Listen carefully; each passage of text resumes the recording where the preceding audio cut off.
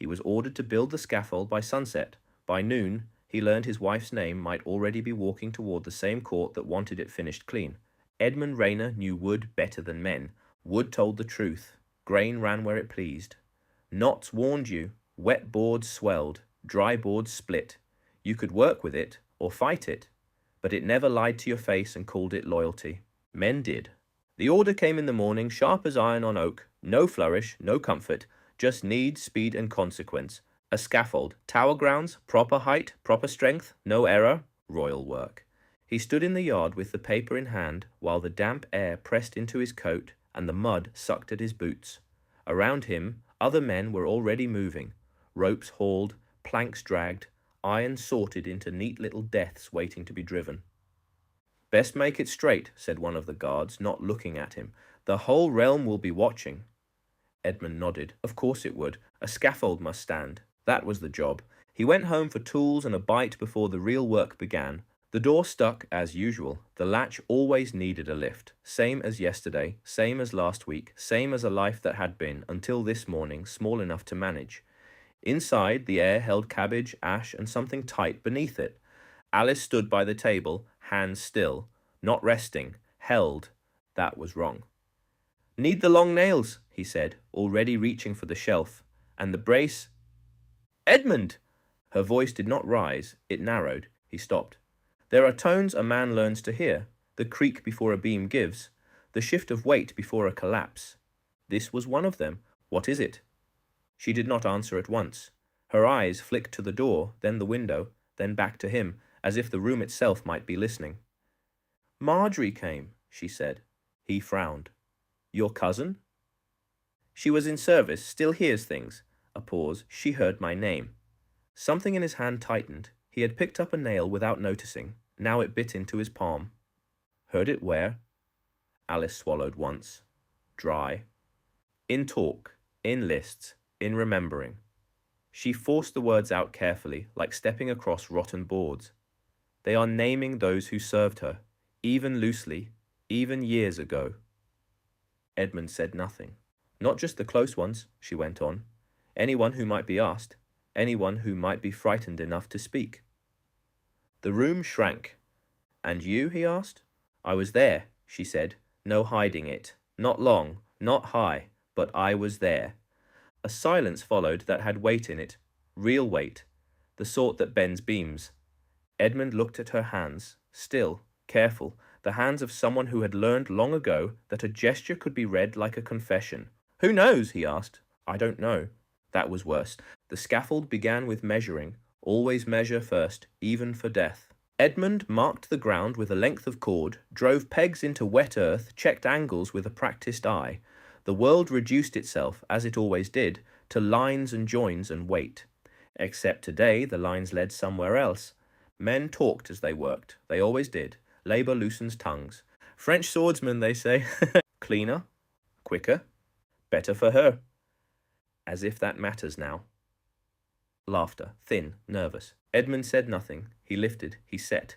He drove nails with steady blows. Each strike landed true. It always did. But the talk drifted. Names, charges, confessions that came too fast to trust and too neatly to ignore. Men who had been certain yesterday now suddenly uncertain. Women who had served, watched, listened, now being remembered.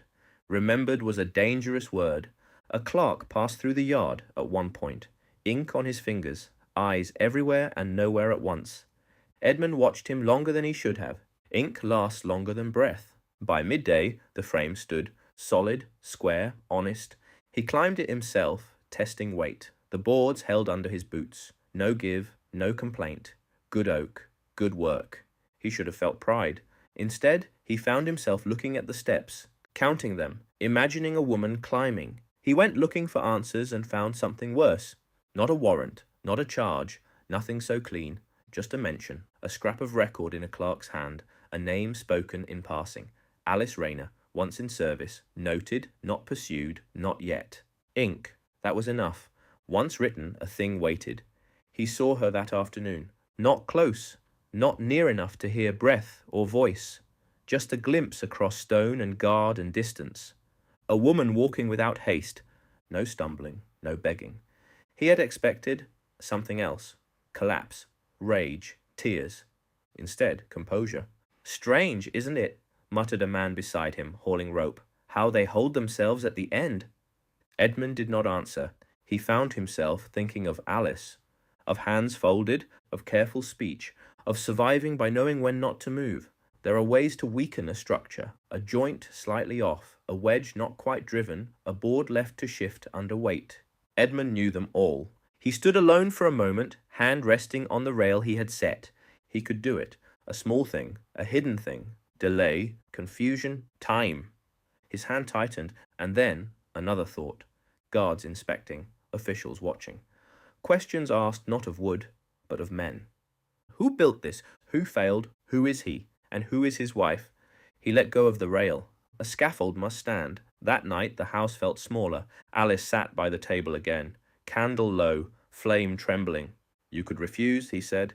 Even as he said it, he knew. She looked up at him, not hopeful, not angry, just clear. "And then what?" she asked. He had no answer. "If you falter," she went on, "they will look at you. If they look at you, they will look at me." And her voice did not break. That was the worst of it. "She might speak," he said. "She might. Deny it. Clear you." "Might," Alice repeated softly. The word hung there, a thin plank over a long fall. "And if she does not?" she asked. He said nothing. "If you draw their eye now," she said, "we do not even reach that chance." She leaned forward, hands finely moving, gripping the edge of the table. "Finish it, Edmund."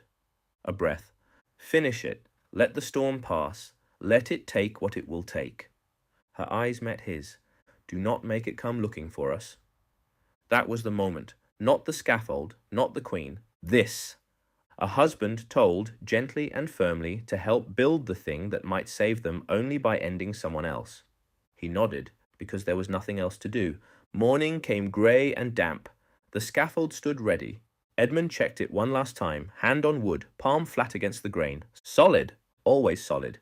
The crowd gathered in that restless way crowds do, half hunger, half fear, boots shifting, voices low, eyes sharp. He stood back among the men who had made it, unseen, necessary, forgotten. She climbed the steps without faltering. He noticed everything. The sound of her foot on the first board, the slight creak on the third, the way the rail held exactly as it should. His work, all of it. Her voice carried, though he did not catch every word. It did not matter, the tone did. Composed, measured, beyond him, beyond all of them. The blade fell, clean, as promised. The scaffold held, as built. Later, the yard emptied. Wood remained, always the wood. Edmund stood alone for a moment, looking at what he had made. No mark on it, no sign of what it had done. Just boards, nails, rope, a job completed. He went home. The door stuck. The latch needed lifting. Same as before. Alice was there, alive. No soldiers, no summons, no ink carried to their threshold, nothing, which, in those days, meant everything. They did not embrace. They did not speak at once. They simply stood measuring the quiet. The storm had passed, not because it spared them, because it moved on. And somewhere behind them, in a yard of oak and iron, stood a scaffold that had done its work perfectly, because he had made sure it did.